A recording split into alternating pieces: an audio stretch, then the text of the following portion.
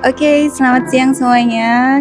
Siang ini kita bertemu di sini di kesempatan yang sebenarnya sudah terbit beberapa waktu yang lalu diterbitkan oleh Transkomunika.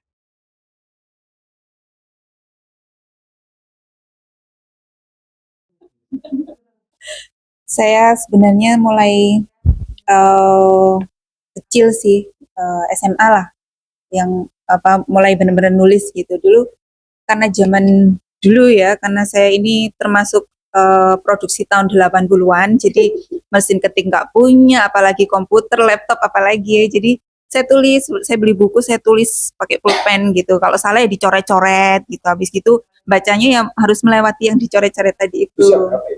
Itu usia SMP, SMA. Kalau waktu kecil dulu nulis yang kayak di Bobo gitu, Pak Sugeng. Jadi cerita-cerita ada barang yang hilang, oh ternyata si ini yang mencuri gitu. Nanti pas saya SMA itu lebih terpengaruh ke Lupus dulu.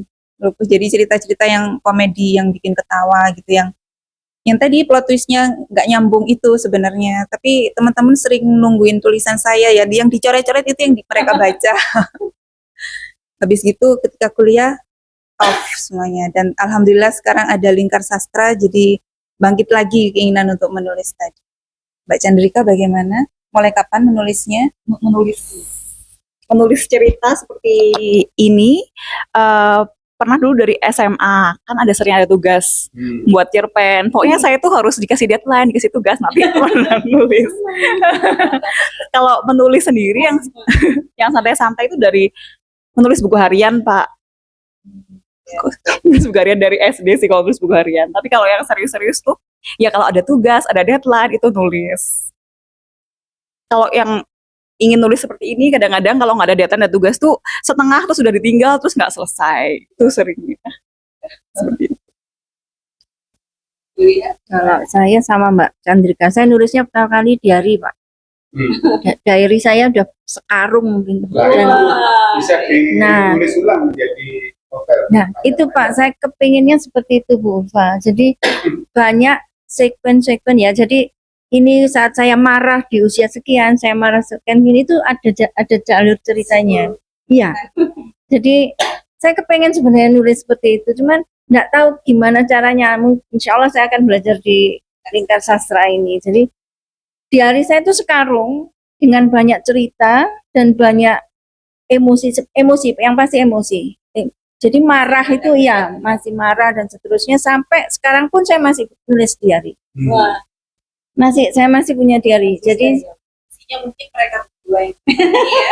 kalau mereka tapi lebih cenderung ke emosional, Mbak Putri. Jadi saya lebih cenderung emosi saya itu, saya bisa melihat bagaimana perjalanan diary saya dari awal sampai sekarang itu, emosi saya itu bagaimana itu bisa. Alhamdulillah seperti itu, sehingga makanya muncul perjuangan ibu ini adalah salah satu bentuk dari emosi saya tersebut. Jadi gitu. Jadi nulis saya senang, Pak. Di rumah itu buku itu bisa tanya ke anak saya itu banyak kecetan mana-mana. Jadi alhamdulillah saya ketemu Bu Ulfa sama Pak Sugeng. Enggak lah, Bu Ulfa mesti banyak ini ceritanya. Saya sama kayak Bu Lia, kayak Mbak Chandrika, saya nulisnya dulu diary, terus kayak Mbak Putri. Zaman dulu kan ada buku tulis yang ukurannya besar itu ya. Itu saya pernah nulis cerita di situ, tapi cerita ala anak SMP sih. Iya. Tapi tokohnya sudah dewasa waktu itu. Sampai buku itu habis, saya tulis dan belum selesai gitu ceritanya. Oke, terima kasih semuanya. Ketemu lagi di podcast berikutnya. Saya akhiri kembali. Assalamualaikum warahmatullahi wabarakatuh. Waalaikumsalam warahmatullahi wabarakatuh.